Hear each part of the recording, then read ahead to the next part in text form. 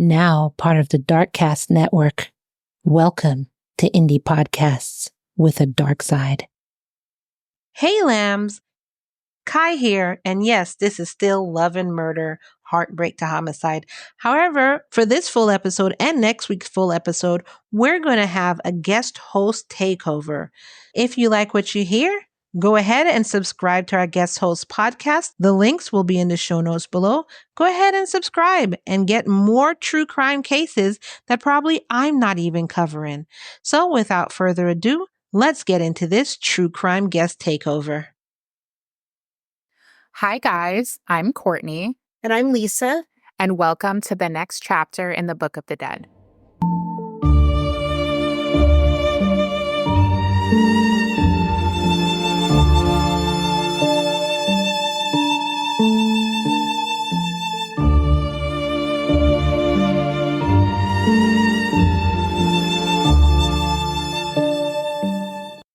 Hi, guys. Welcome to today's chapter.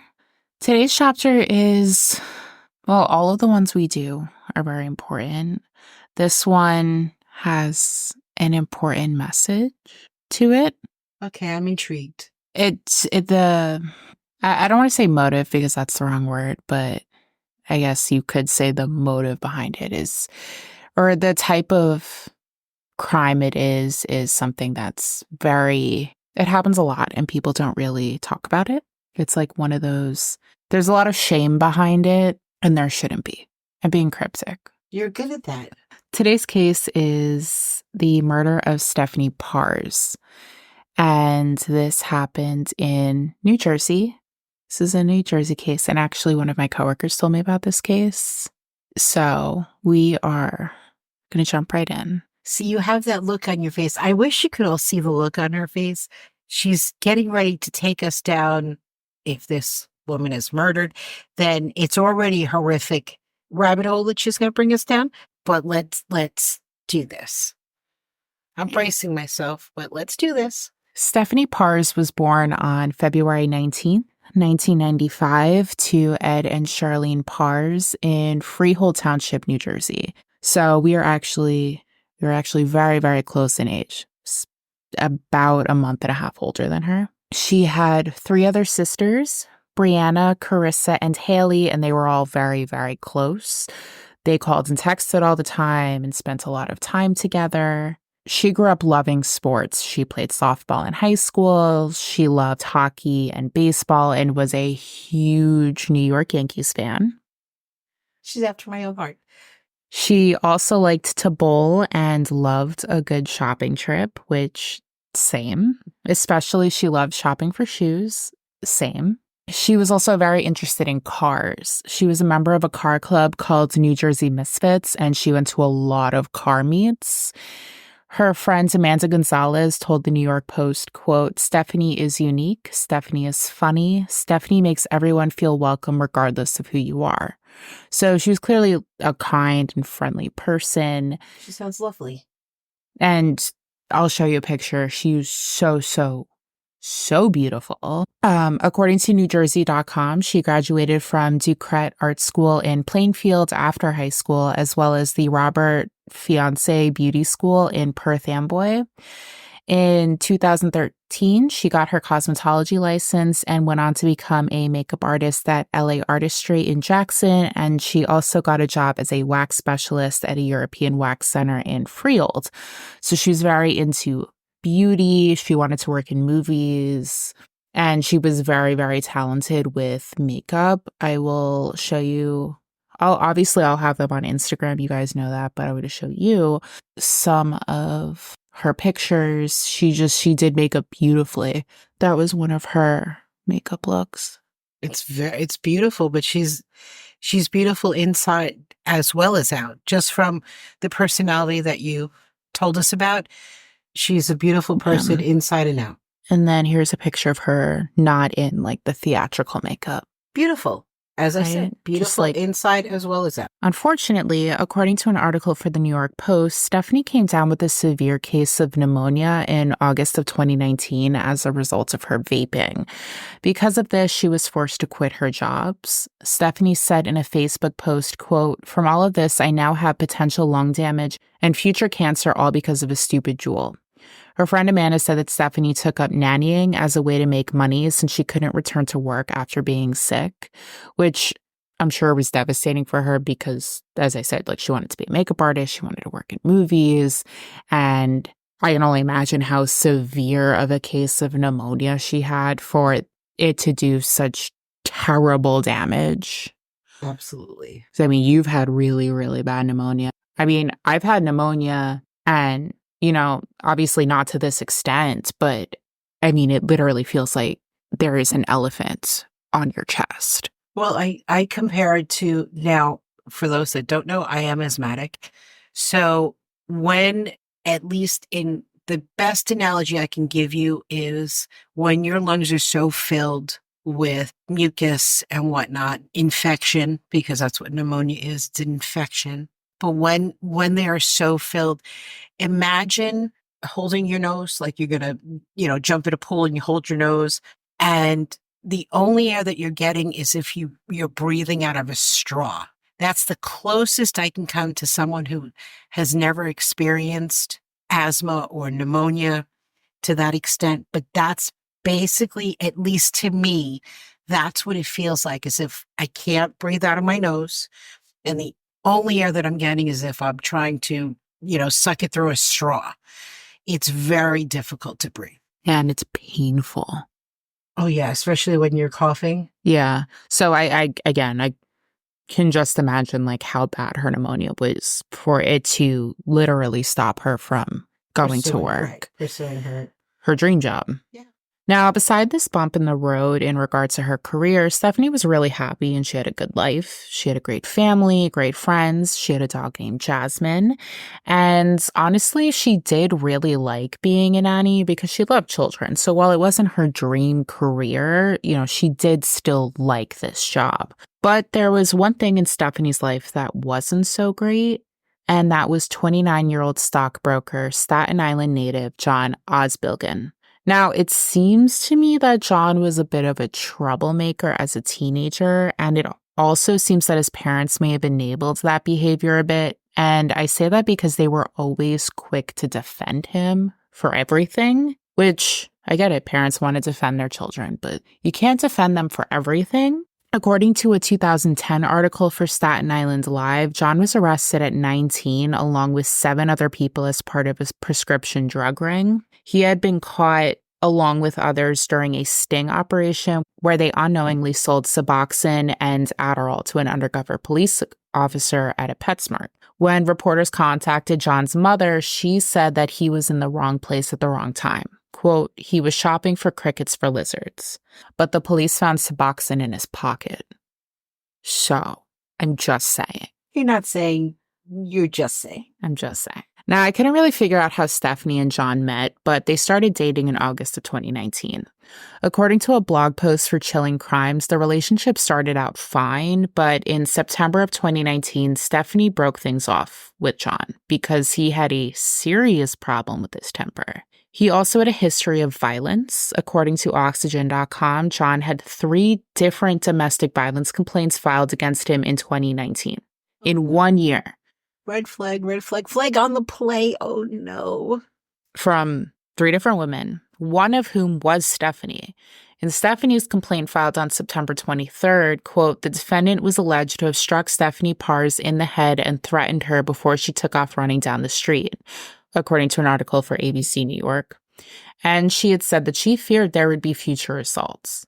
That's horrible. It is. And that's not the first time he attacked a girlfriend, because on June 17th, 2019, so months prior, the first complaint was made when he allegedly grabbed an unidentified complainant by her face and hair and dragged her through the room.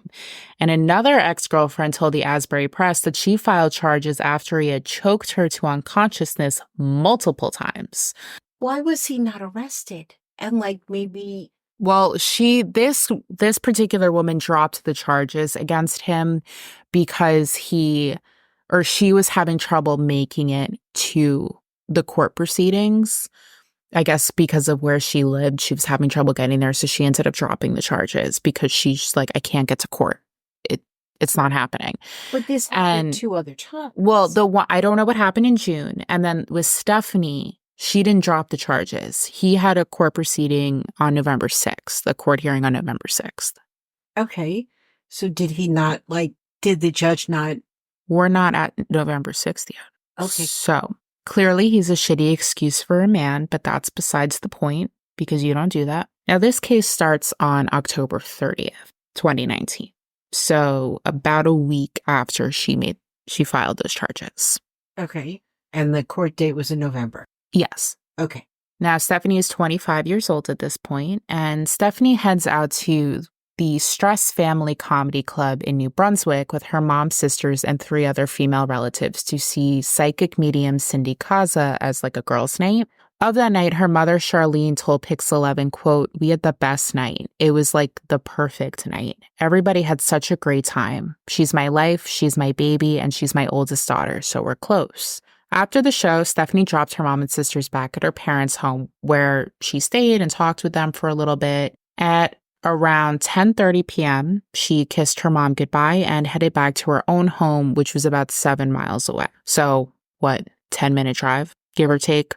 Depending on traffic or traffic lights. Yeah, probably. Now, on the way home, she sent a Snapchat of herself to her mom, and Charlene told Stephanie to text or call when she got back so that Charlene would know Stephanie got home safe. That's a mom thing. Yes. But Stephanie never did. Now, according to the New York Post, the next morning, Thursday, the 31st, Ed and Charlene still hadn't heard from Stephanie, so they went to her house where they saw her car in the driveway. So they left thinking she overslept and, she just didn't get a chance to answer them back. She's running late for work, something like that. That's normal. Anybody would think that. Yeah, her car's in the driveway. They know she made it home, but they still don't hear from Stephanie at all that day, which is definitely abnormal. So they went back later on that day, and Ed said, quote, "She's not the type of kid that would do anything without telling us. We're always in constant contact." Now, when they go back to Stephanie's home, her car is still in the driveway. So Ed and Charlene let themselves into her home. They have a key, but Stephanie isn't there. Edward said, quote, "We couldn't find her. My wife pinged her phone and it rang and we found it inside the couch." So her phone is there and her car is there. There doesn't seem to be anything amiss in the home. Her dog Jasmine is there. So they looked through Stephanie's phone because she couldn't have gone very far without her car or the phone. And on it, they find messages sent that morning from the woman that Stephanie was supposed to be nannying for that day. And the text said, quote, "Hi, Steph, you didn't show up this morning. Where are you?" After seeing this message, they knew something was terribly wrong. Ed said as soon as Charlene saw it, she freaked out. It was an immediate, panic button being hit. Of course. Your child that I understand she's 25 years old. I get it. She's a young lady. I get it. But if I didn't hear from you, you've gone on vacation and you call me every day. No, yeah. Multiple times a day. Usually. I was just in the city over the weekend and I called you 4 times while I was in the city for 6 hours. But if you didn't call me, yeah, if you were gone overnight or whatever, and you didn't call me, that would be panic button tip. I mind you, totally understand. I'm 28 and married, and I still called you 4 times in the 6 hours I was in the city. So right. So if I don't hear from you, I know that there's something terribly wrong. Yeah. So they knew, obviously, immediately. So they call the police and report Stephanie missing. Ed also said, quote, "Things weren't adding up. She wouldn't just run off like that. She wouldn't leave her phone." Missing persons flyers were put up immediately, and during the first week of the investigation, police were trying to figure out if there was anybody out there that wished Stephanie harm. Her father, according to CNN, said, quote, "We are going to find you. I am going to find you." And during a press conference, this is what the Parzes had to say. "To stay strong and positive and know that we will doing everything we possibly can to get you home. And we will see you soon, and we love you so much. Hey, you know what Daddy thought here? Do what I told you to do. You can hear the panic, the fear, the emotions that are just so right at the surface, which is 100% understandable for any parent, for anyone that is missing a loved one, that can't find a loved one. In this case, it's their daughter.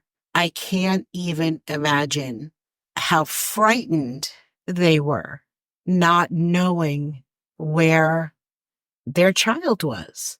It's terrible. It is. That's the only clip I have for you. But it's like just to give insight of how devastated they were, because you don't always get to hear that. You know, like when I'm talking about these cases, like you don't get to hear like what the parents have to say all the time. So I wanted to show you guys, like, this was not a case of, like with Daniel Robinson, where the police were like, oh, well, he went off to be a monk or something like that. It was like pretty much immediately from the get-go, there was something wrong, and they were terrified. Now, during this investigation, according to the Asbury Park Press, the police see on Stephanie's Facebook that she had said on August 19th that she was in a relationship with John Ozbilgen. So police went to his home in Staten Island to speak to him. Now, John claimed that he saw Stephanie on October 30th, the night she disappeared, and that he was with her when she was getting ready for work on the 31st. But he, according to Chilling Crimes, had no idea what happened to her. I'm calling shenanigans. Yeah.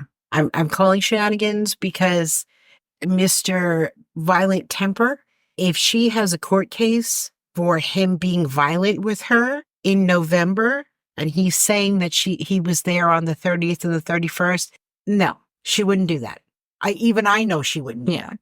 Now, I will say at this particular moment, when they speak to him initially, they don't know about the court case. This is only a couple of days into her being missing. So they are unaware that she has this complaint filed against him. So police keep looking. But I think they had a feeling John may have had something to do with her missing, because John had some scratches on his neck that he didn't seem to be able to explain, because police start searching in Staten Island. They focused their search in Staten Island after they talked to John that first time. According to the New York Times, police searched more than once at Long Pond Park, which is a 115-acre nature preserve in Staten Island, about 20 or so miles from Stephanie's home. See, the police are calling shenanigans. They may not have said it, but they're calling shenanigans on him. Yeah, because they're looking in Staten Island. Now, they're looking for any clues about what happened to Stephanie. And in fact, during their second search at this park, over 170 officers from New Jersey and New York came to aid in the search, and they were even joined by members of the NYPD Canine Unit. Now, police spent hours searching, but if they found anything to indicate what had happened to Stephanie, they never released that publicly, even now. Charlene told the New York Times during one of the searches, quote, "The unknown kills you, not knowing where she is, what's happening to her." Now, as I said, police were suspicious of John, and they were looking at him as a potential person of interest in Stephanie's disappearance, so they start looking into him. And police discover his 3 domestic violence complaints, as well as a restraining order that was in place from an ex-girlfriend in New York. Police also learned from interviewing friends of Stephanie's that she had feared for her life because Ozbilgen was repeatedly trying to contact her after she filed charges against him. Police also look into his phone and internet usage and find that on the night she disappeared, he called Stephanie 10 times in 9 minutes and sent her multiple texts and Facebook messages, one of which called her a, quote, "fucking cunt," before sending another message to her saying she, quote, "always has to make their relationship suck." No, back that truck up there. He is the one. Okay, what is this, oh, poor, pitiful me coming from him? Oh, just wait. What is this? No, absolutely not. First of all, I don't like that word. You don't call people that. That's reserved for, like, That's a a specific type of person. And that's a no bueno anyway, but I was trying not to go into that one. No, no. But she Mr. makes Poor pitiful relationships me. suck. She makes the relationship suck. He's violent. He's a maggot. But she makes the relationship suck. So police go back to John's home to do a search on November 8th. And this was 2 days after the court date they were supposed to have, which, they can't have because Stephanie is missing. And in fact, at least one report said his home was searched 5 times. And the police went there to see if they could find anything about what happened to Stephanie there. And they definitely found something, but not what they were expecting to find. It's not what you think. It's terrible, but it's not what you think. Okay, I don't think we need to know what they found. While they were there, they go through John's phone. And they find 10 images containing child sexual abuse. And I read an article giving a vague description of what they are, and I'm not going to tell you because you don't need to know. Just know that they're disgusting. He's a maggot. Yes, he was immediately arrested for this. Immediately. Good. Now, mind you, this is all taking place barely a week after Stephanie has gone missing. Like, the police were not wasting time. So he was arrested for the abuse images, but he had not been charged with anything relating to Stephanie's disappearance because police didn't find anything in his home. So he was arrested, but not in relation to Stephanie. Because he's a maggot. Yes. 11 days after his initial arrest, John Ozbilgen appears in court for his bail hearing, and Monmouth County prosecutor Caitlin Sidley was doing her very best to make sure he stayed behind bars. According to ABC New York, Caitlin Sidley went over everything the police had dug up, the images, which was a third-degree offense, the restraining order, the 3 different charges, the harassment. She was laying it all out on the table. However, the Honorable Judge Paul Escandon said he was only going to listen to anything relating to the current charge, which I get, but Caitlin Sidley was making a very clear point that Ozbilgen was a danger to the public. Of course, his defense attorney said that John maintained he had no idea how the images ended up on his phone and, quote, he's been held in jail on this child pornography charge. You don't have to be under a rock to know that he's a person of interest in the disappearance of this young woman, but he hasn't been charged with anything relating to that. Which, true, but hard eye roll here. Ultimately, he was released into his parents' custody, and he was to stay with his parents where he would be barred from using the internet. And he would have to report back to the court in person and by phone 2 times a month, before the court date. Only 2 times a month? Only 2 times a month. You can do a lot in 28 days. He was also told by the judge to get a job because he had been promptly fired from his brokerage after they learned about his arrest. Which, I love that. There are consequences for your actions. Hello. Yeah, but unfortunately, we're going to talk about it right now. He does escape a lot of consequences. On November 22nd, 3 days after his release, John Ozbilgen was found hanging in the garage of his parents' home. A medical examiner confirmed the cause of death was suicide by hanging. So he's a maggot and a coward. Hey, I call it like I see it. He also left 2 suicide notes, one for his family and one for an unnamed ex-girlfriend, which I will read for you. So the first one is addressed to Mom, Dad, Sal, and Sammy, which I'm assuming would be maybe like siblings. And he said, quote, "Sorry about all this craziness. I've been miserable for so long now. I had enough. Thanks for everything. I can't do life in prison. Most of the stuff you will hear is true, except the child porn. I would never do that. Use the pics with me and redacted for the funeral.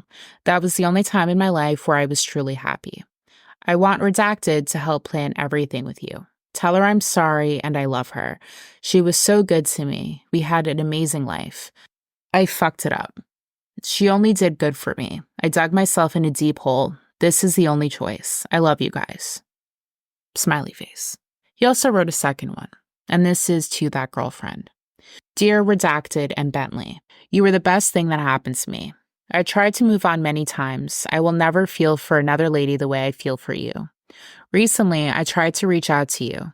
You got a restraining order. Why? At that moment, I feel like my entire world ended. I really needed you in a huge way. Look at the mess I created. LOL. Don't believe everything in the news. I hope you're doing well, and I hope you have an amazing life. You deserve it. Not a day goes by where I don't think about you and Ben. The girl in the news was such a piece of shit. She hurt me over and over when I was already at my lowest. She was a horrible person. Please help my parents with my funeral. You're the one person I have ever loved. Sorry for everything. I wish I could go back in time and correct my mistakes, but I can't. Sad face. I listened to those notes. I feel sorry for his family. I really do. It's terrible to lose a child, but he did this.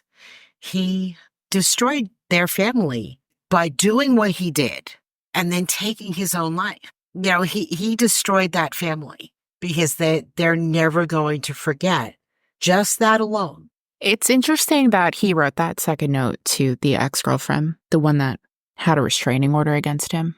That note in general was weird to me. Also, yes, he doesn't mention Stephanie by name, but he literally says in these notes that the things his family will hear about him on the news, besides the pornography charge, is true. He's basically confessing that he had something to do with her disappearance. Like, that's what he's saying. You know, that's exactly what he's saying. I called him a maggot and I called him a coward. Did I mean those things? Yes. Yes, I did. And then, you know, after the fact, he's like, she was a horrible person and no, all she was of a this. beautiful person inside and out. He's trying to make himself feel bad. Yeah, that's exactly what he was trying to do. But remember when I said that his family was enabling him? Well, according to Oxygen.com, they were maintaining he was innocent even though he confessed. Well, in a statement through their attorney, Richard in Cremona, his parents, Hakan and Cynthia, said, quote, "We are very sorry for her family and we hope they can find peace through this nightmare. We don't truly know what happened to Stephanie, but what we do know is John never said he hurt Stephanie to us or in the note he left us. We believe he is innocent, but all the pressure from the false child pornography charges and the constant searches and relentlessness caused him to take his own life." Because they were fake child pornography charges. He took his own life because he is a maggot and a coward. He said in that note that he couldn't spend the rest of his life in jail. Well, let's see. If this was I'm using that term very loosely. Because let's change this. Because he had those images on his phone did not mean that he would spend the rest of his life in jail. I think he should have, but that is my own personal opinion. But it was a third degree offense, so that carries a very light. Well, this is sentence. What I mean. So no, I know. He is saying he couldn't spend the rest of his life in jail. He would not have spent the rest of his life in jail with just that charge. Those charges brought against him, even though he should have, in my opinion. Come on. I know you feel the exact same. Oh, I do, especially because it's seared into my brain, the description. I'm not sharing it with you. It's seared into my brain. Trust me, he deserved a very long prison sentence just for that.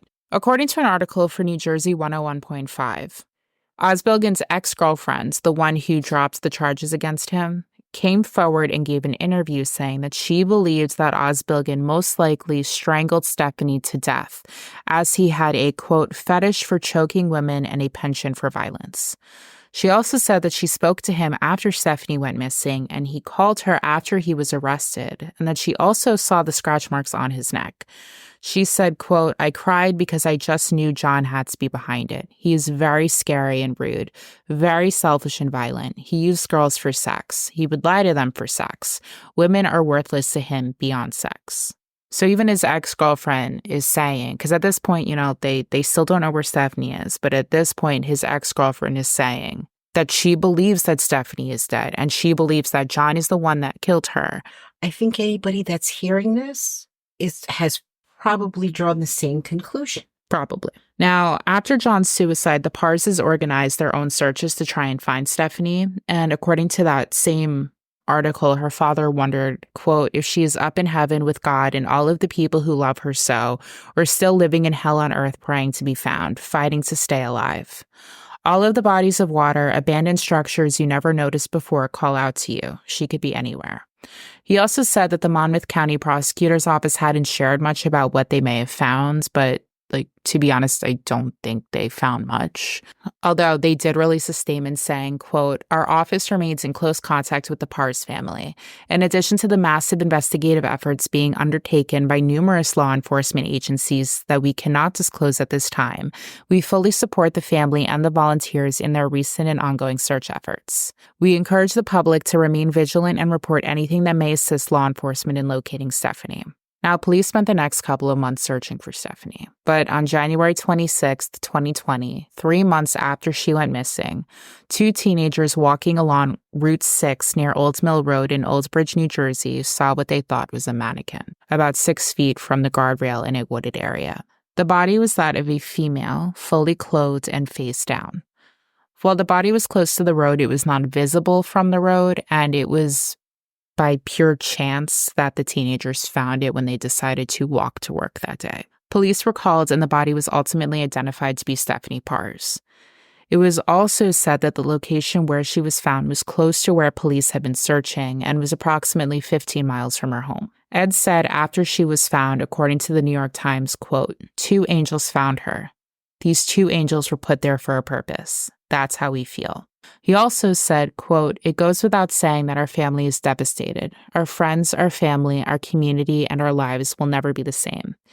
But Stephanie is coming home at last where she belongs. In a press conference after she was identified, Monmouth County Prosecutor Christopher Gramiciani said that investigators believe that John was responsible for Stephanie's death when they searched his home on November 9th. He said, quote, we had concluded and confirmed that he was responsible for her death, but the note reaffirmed it. According to Medium.com, because John didn't leave any details in his note, they weren't sure if Stephanie's death was accidental or if it was murder. But they believed he was angry with her because she wasn't interested in pursuing a relationship with him and he attacked her. According to that same article, his parents justified his anger towards Stephanie by accusing her of cheating on him, with his father claiming she was involved with multiple men. They need to be quiet. I get it. You have a lot of anger. Your son is dead. But that was a direct decision that he made. No, he's a maggot and a coward, and defending him by attacking her character. Well, yes, her character, her reputation, it is just horrible in its own right. How do you do that? They lost a child. Stephanie's parents lost a child. His parents lost a child by his own hand. And they're going to attack her? Absolutely not. They need to be quiet. Well, according to a NewJersey.com article, his parents are actually being investigated by police for possibly hindering the investigation into Stephanie's disappearance. You think? This was revealed during a virtual court hearing after a motion was filed by Richard and Cremona, their attorney, seeking the return of property that was seized during the investigation, to which prosecutor Caitlin Sidley said that it was still part of their ongoing investigation into anyone who was helping John. And Cremona said, quote, they did everything they could to help police find this girl when she was still missing. As time went on, they got treated like criminals.